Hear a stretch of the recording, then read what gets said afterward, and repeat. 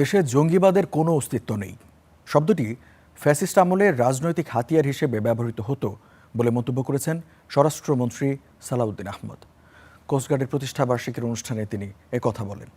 এদিকে জঙ্গিবাদের মামলায় যারা জামিন পেয়েছে, সরকার তাদের জামিন বাতিলের চেষ্টা করবে বলে জানিয়েছেন প্রধানমন্ত্রীর তথ্য উপদেষ্টা। দেশের জলসীমা রক্ষাসহ যে কোনো দুর্যোগে অতন্দ্র প্রহরীর ভূমিকা পালন করে বাংলাদেশ কোস্টগার্ড। বাহিনীর ৩১তম প্রতিষ্ঠাবার্ষিকীর আয়োজন ছিল সদর দপ্তরে। অনুষ্ঠানে বিভিন্ন ক্ষেত্রে অবদান রাখায় ১৪ জন সদস্যকে দেয়া হয় কোস্টগার্ড পদক। অনুষ্ঠানে বাহিনীটির প্রধান বলেন, সীমিত জনবল নিয়েই দেশের বিশাল সমুদ্র সীমা ও জলপথে নিরাপত্তা দিয়ে যাচ্ছে কোস্টগার্ড। কোস্টগার্ডকে একটি আধুনিক বাহিনী হিসেবে গড়ে তোলার কথা জানান স্বরাষ্ট্রমন্ত্রী। বাংলাদেশ কোস্টগার্ডের ৩১তম পরে সাংবাদিকদের প্রশ্নের জবাবে স্বরাষ্ট্রমন্ত্রী বলেন, দেশে জঙ্গিবাদের কোনো অস্তিত্বই নেই।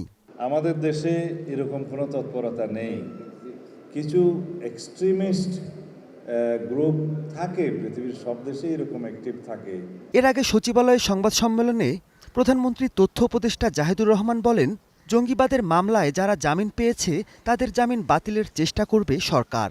১.৫ বছর ইন্টারিম সরকারের সময় আমরা খেয়াল করেছি এই প্রবণতার মানুষদের অনেক বেশি সংগঠিত হওয়া বা পাবলিকলি আসা বা ওপেনলি আসার প্রবণতা তৈরি হয়েছিল।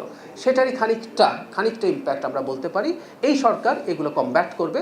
আর অন্তর্বর্তীকালীন সরকার জঙ্গিবাদ ইস্যুতে অনেকটাই ছাড় দিয়েছে বলেও মনে করেন তথ্য উপদেষ্টা।